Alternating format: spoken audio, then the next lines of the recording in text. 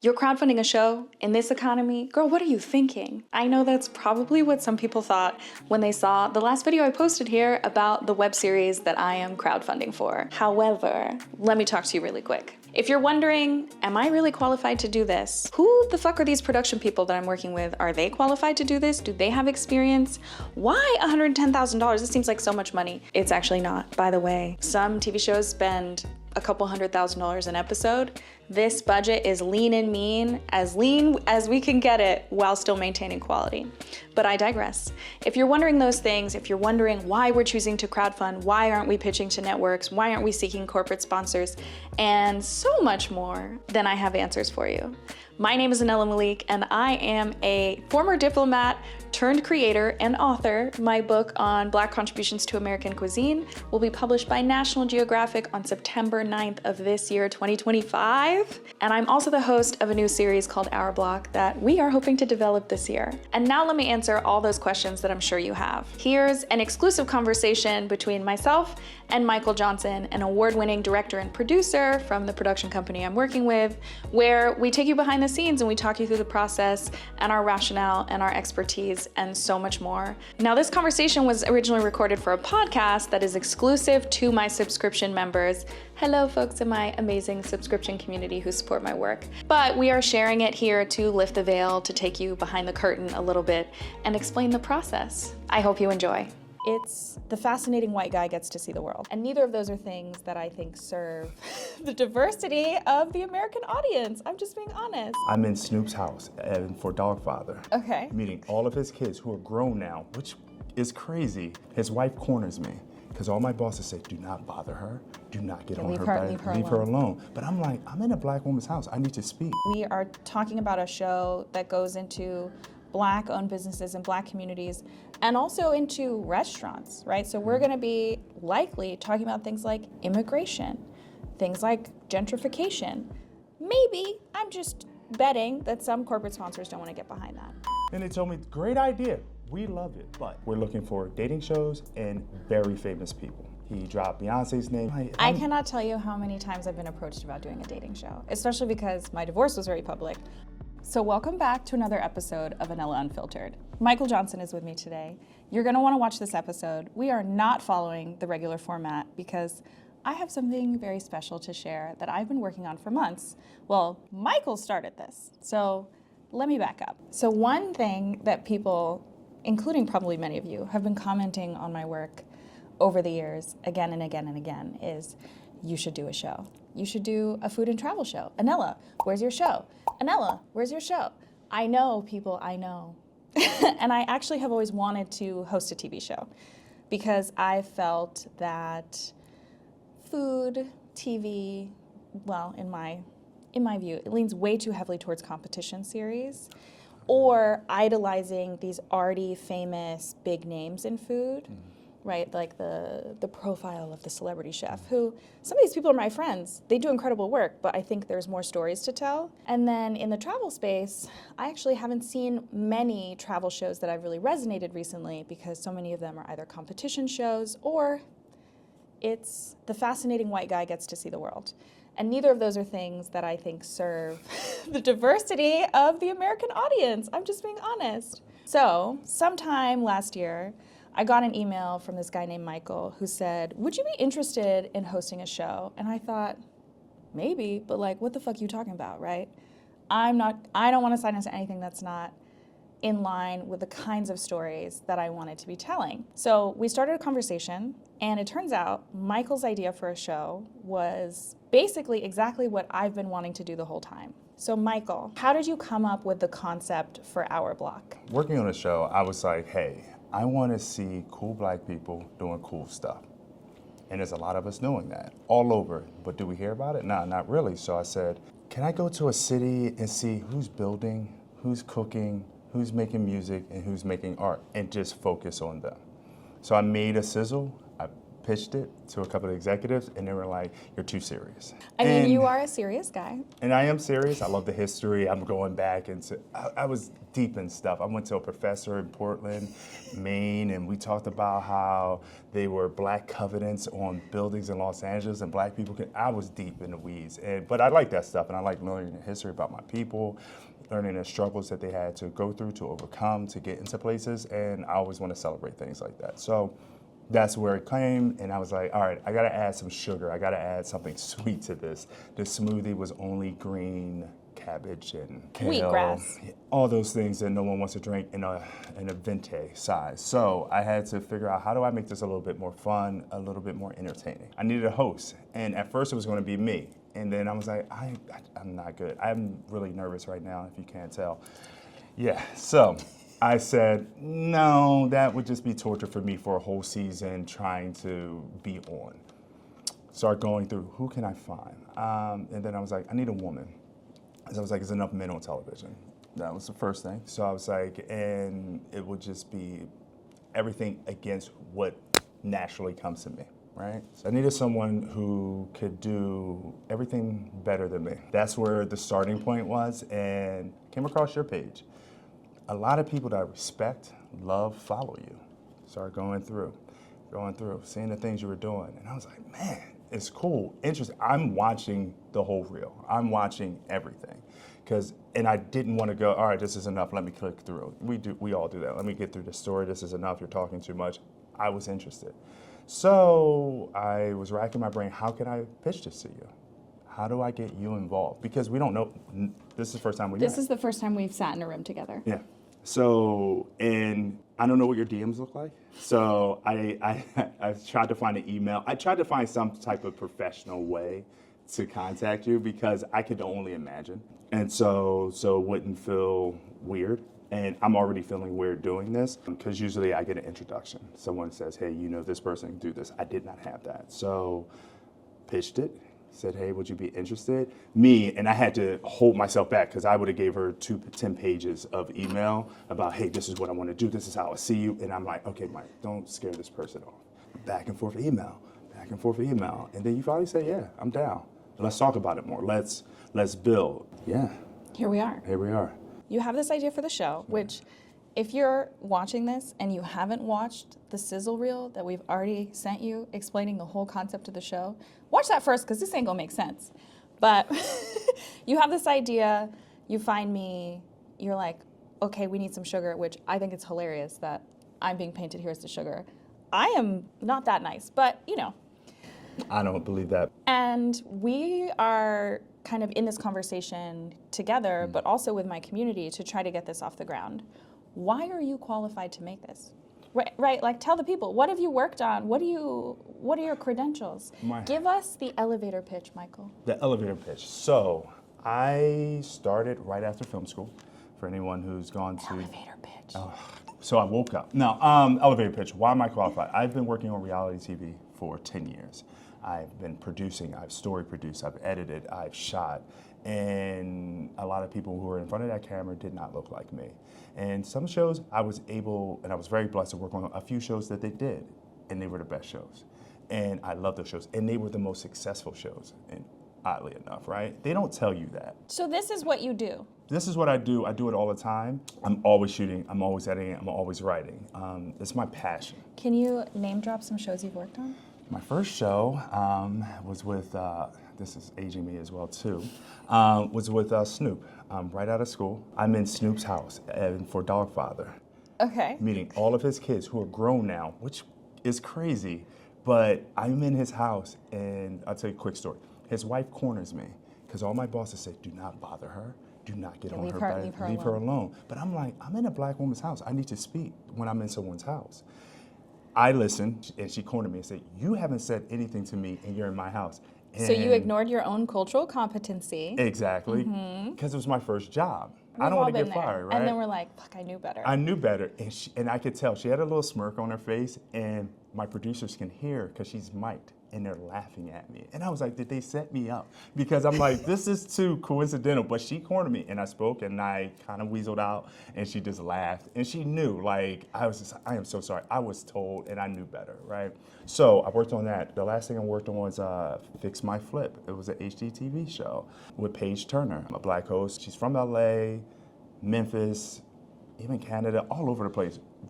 Spectacular woman. The Doctors on CBS had a great woman as a boss there too. Like TV, daytime television, where you'll be surprised, a lot of women, a lot of people of color are working those shows. And it was the first time I ever walked in and I was like, oh, I'm not alone. So if you're a daytime fan, know that they have great people back there working. Deep breaths. He's not used to being in front of the camera, but I told him for this it was necessary. We gonna get there. Please. All right. I was like this at the beginning. This is hard. It's nerve-wracking. Yes. So you had this concept for the show. You have this, production expertise.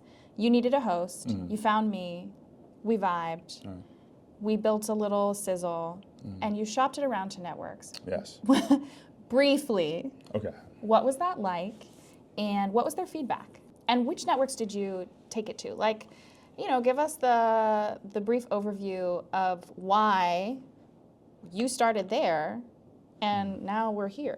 I started where I know. So I worked in television. My attorney, I've worked with him, his brother's an attorney. I've been working with them for years. So we started what we know, and it's TV.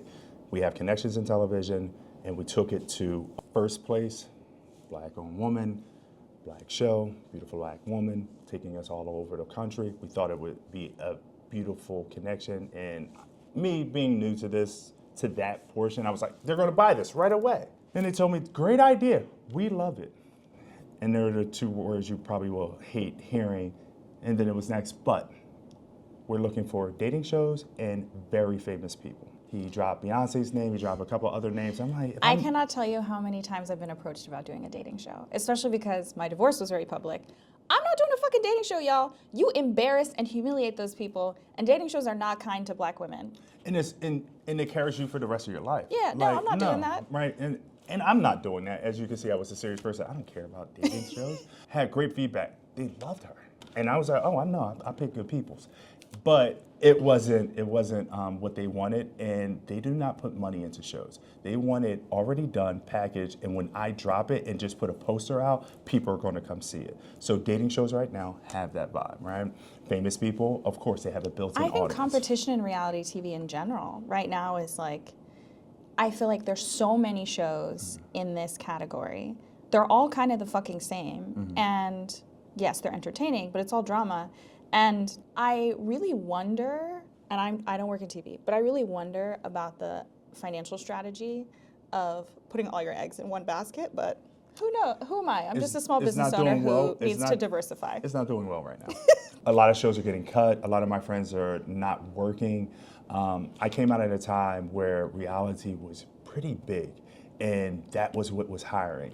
I'm a writer. I am a filmmaker. I have movies I have a movie on Tubi. I've done that, and that wasn't available to me right away. And I needed to be able to feed myself and put a roof over my head in LA. I've worked my way up, and now I'm at a point where I'm like, I want to make the show.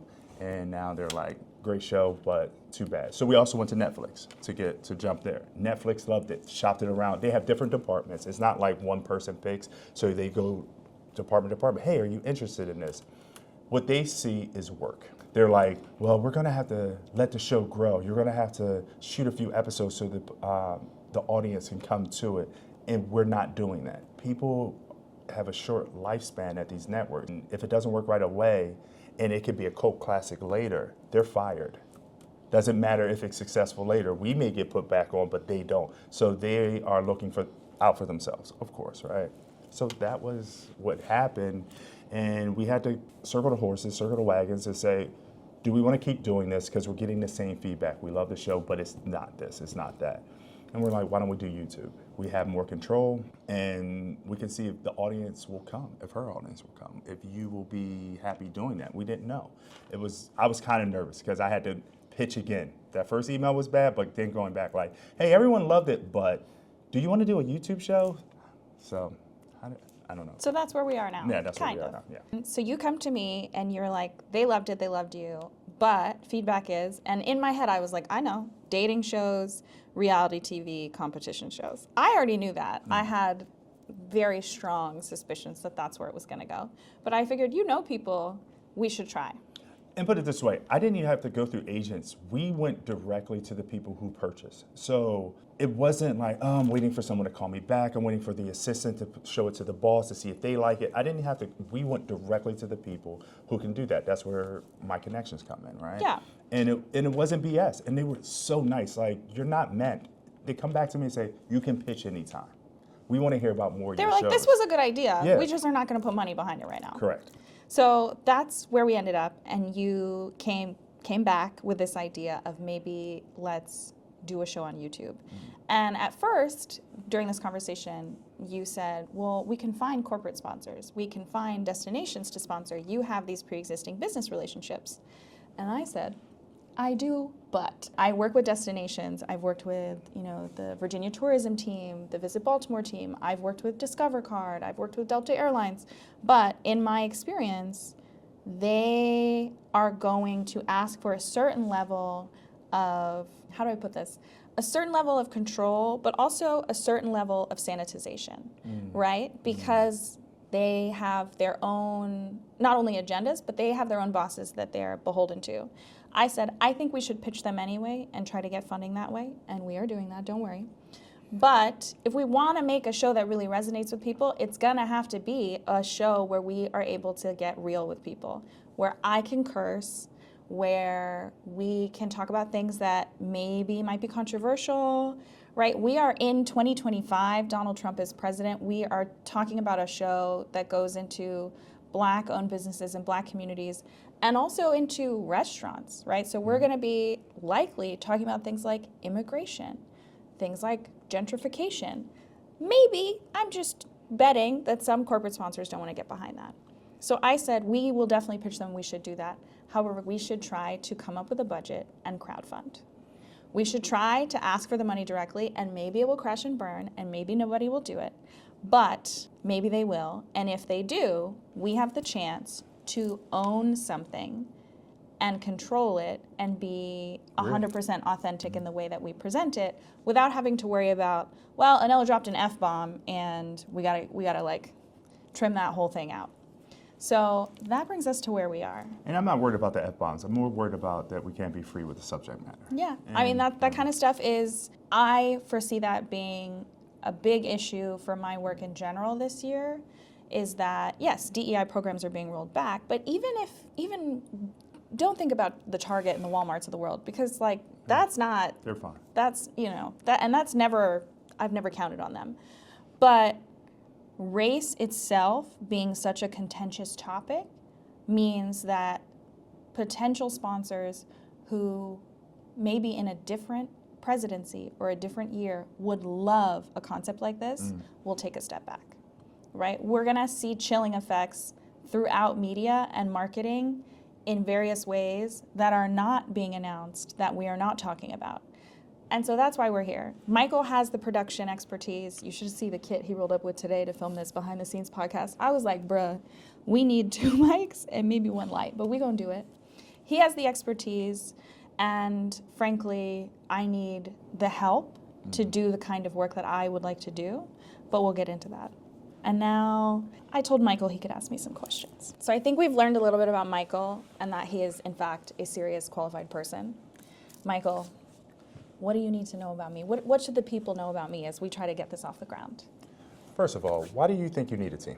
Okay, so if you've watched my content, you'll know that sometimes I incorporate interviews, and sometimes I'm able to incorporate these like behind the scenes moments in the kitchen, and these moments where, the chef or the server is talking, and that is actually so hard to do solo for multiple reasons. I usually am filming on a phone, alone, and I think that I can do work magic with a phone and this little vlogging camera we're using right now. Beautiful.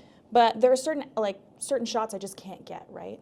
And on top of that, I will say, it is my biggest challenge to doing more work like that, that's more in depth, that brings in more voices on the ground, is the scheduling factor.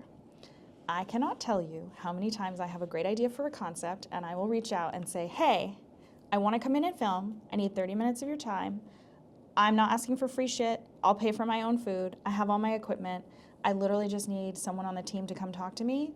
And no one answers the DM, the email, the second email, or the voicemail that I leave.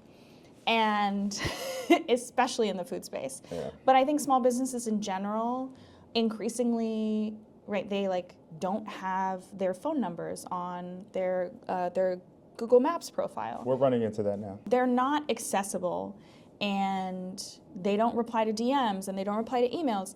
And I've been running Feed Them League for years. I'm basically a startup. I have 2 contractors who work with me who help me edit and sometimes help with like, you know, stuff on the back end, but it's really just me. And if I'm going to a city and I only have 3 days there and I've sent 22 emails and called 15 times, what eventually happens is I give up because I need to just film what I can. And I've always felt like if I had a second shooter, Michael, and someone who could help me with the planning and the scheduling and connecting with people and that part of production, Michael, it would be so much better. Because the kind of work I want to do, I simply cannot do as a single person. When you're working, how do you do the interviews in those special moments in like by yourself? How does that happen? I'm usually filming, talking to them, walking around, and then I'll catch something and I'll be like, hey, can we go back? Can we talk about this some more? And they're mic'd, and I do have very portable setups, like these portable mics we're using right now. I have all of this equipment that's easy to use on the go, on the fly, but it's really me. And for example, a restaurant shoot, if I want to do an interview, is like, I need 30 minutes with the chef, owner, whoever's on camera. I need 30 minutes in the kitchen, but also the kitchen needs to be prepped because they need to be in a time period where it's not too busy, because I can't be in the way, but also they need to be making multiple things so I can get all the shots. And then I have to order my own food. And then I sit down and I film myself eating and I film the food. You could see how this, as one person. I didn't know any of this. So honestly, I didn't. Now I'm thinking of it, I'm like, yeah, it all makes sense, but wow. As one person, it is incredibly hard to do the kind of work I want to do. I like doing restaurant reviews where I just go in and try the food, but I've always wanted to incorporate more of other people's voices, and that's where I found I needed the help. So you have this incredible audience. Do you see a path forward going from here? Yeah, so I have this audience, and I never really thought I was going to be an influencer. Surprise! But I think that I've reached a place in my work where I have no desire to have 5 million followers. I have no desire to be Keith Lee. I think, despite the fact that I've been very public about the fact that I have some criticisms of the way he does his reviews, I think having to travel with security sounds horrible. Having to worry about your children's safety sounds horrible, right? I have built an audience that I think cares about people and cares about learning about culture and history and also about fun things to do and good things to eat. Like, I've built an incredible audience that I think probably feels the same way I feel about social media. They want a little bit more than what they're being offered right now. And so that's why when you came to me with the network feedback, I said, let's see if we can crowdfund first. Maybe it won't work, but if it does, like, how special would that be to have something that we built with community buy-in because they saw the value of this project, which gives us the freedom to try to do this, pay ourselves, and create something that's really like true to who we are and the moment we're living in. Because I do think a show like this, we're planning to do it real mean and lean, real fast and furious. You know, our plan would be to go live by the end of the year. I think stories like this during the first year of Trump's second presidency, yeah, they're going to be really important.